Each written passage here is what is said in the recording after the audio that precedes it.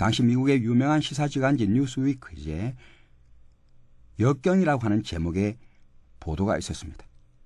내용인즉 당시 우리나라에 이제 더 이상의 기적이 없다라고 하면서 그렇게 잘 나가던 나라의 경제가 왜 갑자기 나빠지게 됐을까라고 하는 분석 기사였습니다.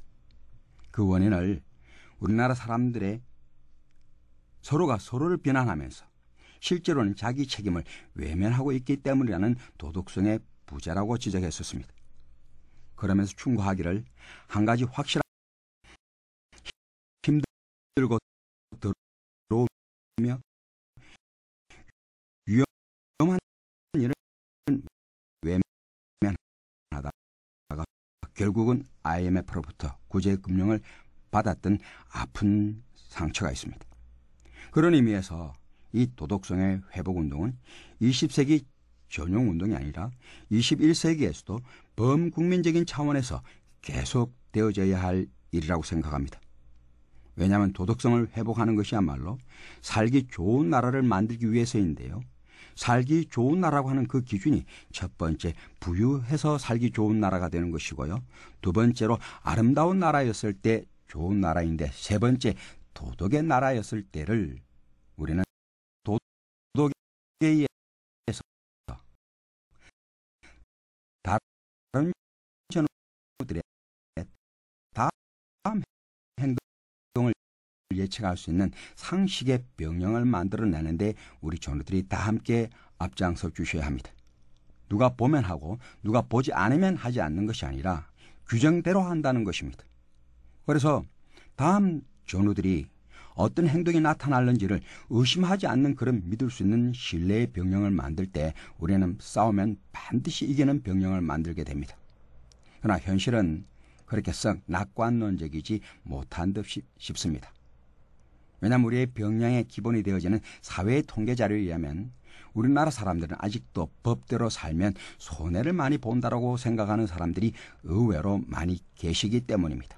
그러니 병영도 영향을 받을 수밖에 없다는 것이죠. 그래서 저는 여러분, 이제 우리는 많이 변해야 합니다. 이 지구촌에서 신뢰사회와 국가라고 평가 항상 부드러운 말, 경례의 말, 칭찬의 말을 생활화해야 합니다. 그리고 정중하게 고맙습니다, 감사합니다, 미안합니다라는 말을 입에 달고 사는 병영을 만들어야 합니다. 마음과 생각 그리고 말과 함께 더 중요한 것은 태도도 긍정적이고 질서 있게 위대하게 바꾸는 일을 우리 전우들이 해주셔야 된다는 것이죠. 지금까지 김창조의 5분 칼럼이었습니다.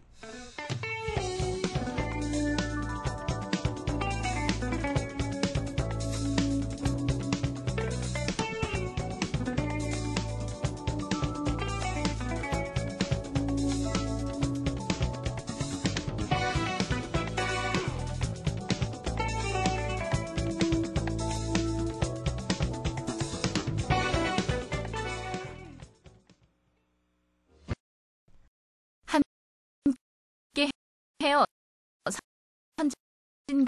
선진강군 실천해요. 녹색 성장 프렌즈 FM 국군방송 라디오가 6시를 알려드립니다.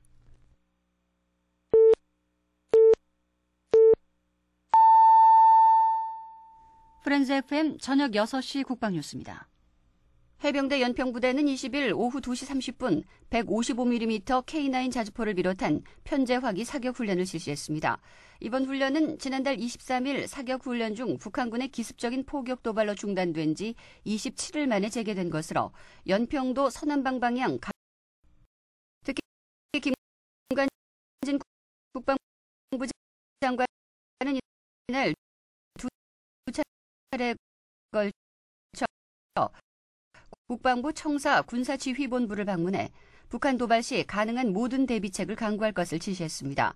이에 따라 군은 한국형 구축함을 비롯한 우리 해군의 최신의 함정과 공군 전투기 등을 투입해 합동전력을 운용하며 유사시 즉각적인 대응이 가능하도록 했습니다. 또 연평도에 배치된 가용한 다른 화력 장비들도 북한 쪽으로 방향을 잡으며 만일의 사태에 대비했습니다.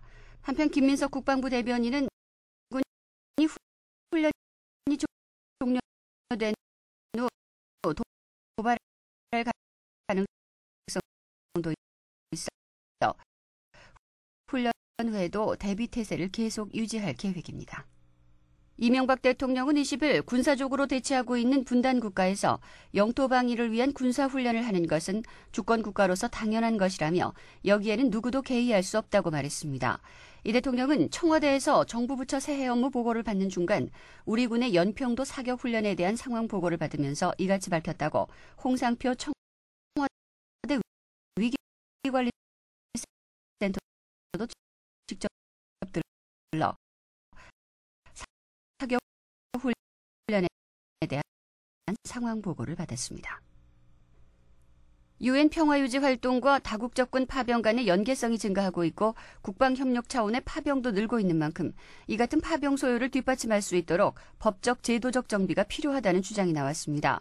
국방부 국제정책차장인 신경수 육군준장은 20일 국회에서 황진아 의원 주관으로 열린 한국군 해외 파병을 위한 새로운 접근법 파병 규모 확대에 대비해 인력 충원 방식도 다양화할 필요가 있음을 상기시키면서 파병부대의 일부를 예비역으로 충당하거나 시설 관리나 급양 등 전투 근무 지원 임무를 민간 용역 회사에 위탁하는 방안도 고려해야 한다고 발표했습니다.